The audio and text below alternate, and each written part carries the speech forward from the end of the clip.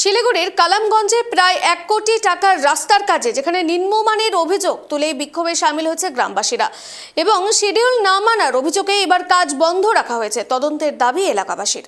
দেখুন। নিম্নমানের কাজের অভিযোগ তুলে রাস্তার কাজ বন্ধ করে বিক্ষোভে সামিল গ্রামবাসীরা। ঘটনা ঘিরে রীতিমতো চাঞ্চল্য ছড়িয়ে পড়ে এলাকায়। এদিন শিলিগুড়ি মহকুমা পরিষদের অন্তর্গত চঠাট অঞ্চলে কালামগঞ্জ গ্রামে রাস্তার কাজ শুরু হয়। জানা যায়, শিলিগুড়ি মহকুমা পরিষদের পক্ষ থেকে পথশ্রী 4 প্রকল্পের প্রায় 1 কোটি টাকার রাস্তার কাজ শুরু হয়। প্রিয়াপুকুর থেকে কালামগাছ পর্যন্ত 2 কিলোমিটার রাস্তা, কোনো জায়গায় পিচ এবং কোনো জায়গায় কংক্রিটের রাস্তা তৈরি করা হবে। এদিন কালামগঞ্জ গ্রামে কংক্রিটের রাস্তার কাজ শুরু হয়েছিল। সেখানে গ্রামবাসীদের অভিযোগ নিম্নমানের কাজ করা হচ্ছে এবং সরকারি শিডিউল না মেনে কাজ করা হচ্ছে বলে অভিযোগ।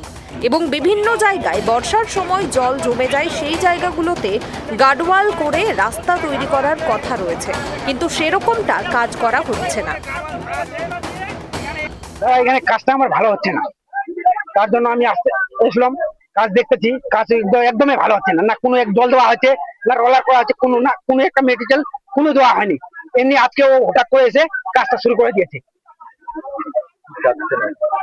আমি কাজটা এটাই চাই, ভালো চাই, শিডিউল দেখতে চাই আমি।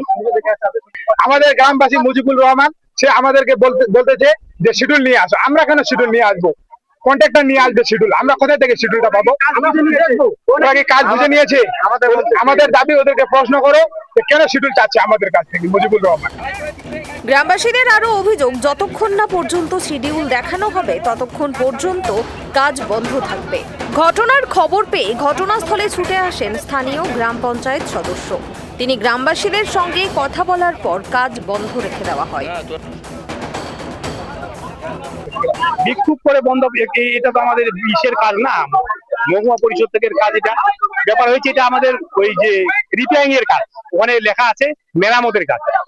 মেরামতের কাজের নামে ঠিকাদার যে সিস্টেম আমাদেরকে বলছে যেটা মেরামতের কাজ, আমরা নিচে কোনো বেড মিশাই দিতে পারবো না। এটার উপরে রোলার করে, তার উপরে আমরা ওই রোলার করে তার উপরে আমরা ফ্রেঙ্কি ঢেলে দিই, এইটুকু।